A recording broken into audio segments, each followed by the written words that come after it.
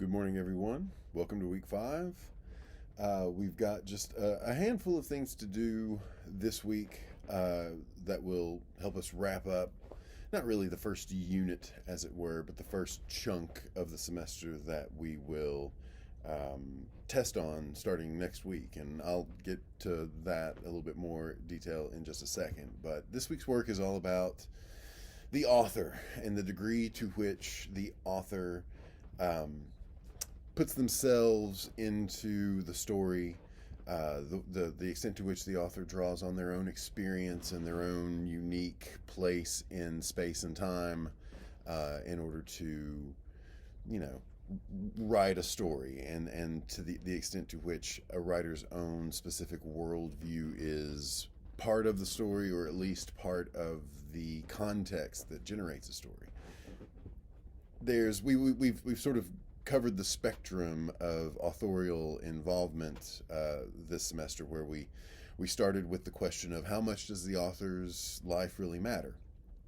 To what extent does an author get to say what a story is about versus just providing the story and leaving the reader to come to it with their own experience, their own context, and make their own meaning out of a story? And which reading of a story is the quote unquote correct one? That both are equally valid. The true answer is probably somewhere in between. Yes, of course, what the author intends for a work to be about matters, but if a reader gets something special and unique out of it that the author didn't intend, that's just fine as well. But when we're thinking about criticism, when we're thinking about how to explore the subtext, how to read between the lines, what lens do we look at the story through, then the author's life is a very valuable one.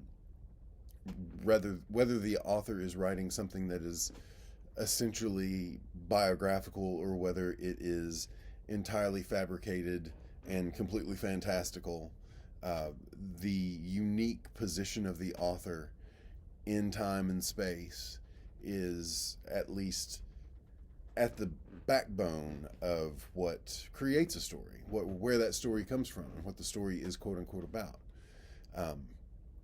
And so for this week, we're looking at two stories written by two different authors.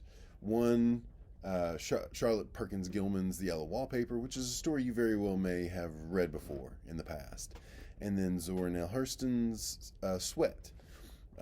And with both of those stories, I have provided a couple of extra resources, some biographical information that you can, sort of take in after you've read the story. I highly encourage you, of course, to read the stories first.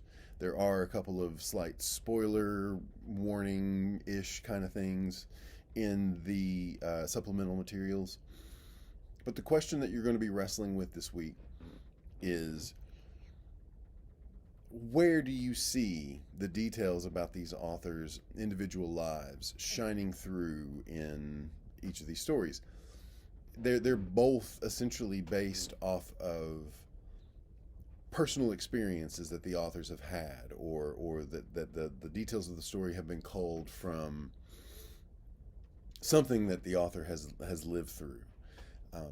But the stories themselves are still entirely works of fiction. Like, the details in these stories are not transcripts of these authors' lives, however inspired by them they may have been. And so being able to use an author's biographical information, and knowing what the author lived through and what some key experiences in their lives were, can help you sort of suss out what the themes of the story is, what the story is really sort of driving at and quote unquote about.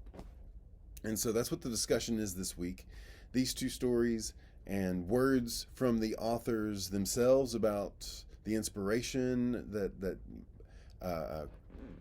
created the story, and then a couple of things that are also just sort of extraneous criticism from an outside view. So more details on each of those in the discussion post for this week. And then sometime In the next couple of days, I will post a very brief study guide, just sort of going over all the things that we have discussed this week and giving you a glimpse of what the first unit exam is going to be like. I will open the unit exam next week. You will have a full week to take care of it. The exams are not there to stump you or to be tricky. They're simply there to assess how much of this you have internalized so far and what you're getting out of the course up to this point. There will be normal coursework going up next week as well, so the test will be in addition to that. But there will be a study guide coming for you to help you and just sort of set up what you should expect. Obviously, this is an online course. I can't prohibit you from using notes or using open books or any resources. So this test is not, again, there to test what you've been able to memorize. It's just trying to apply some of the concepts that we've just covered so far in the course. So consider all of that as you do the work this week. If you have any questions, just reach out and let me know. I will get that study guide up as soon as I possibly can. And in the meanwhile, enjoy these 2 stories for this week. Let me know if there's anything I can do to help, and I'll see you next week.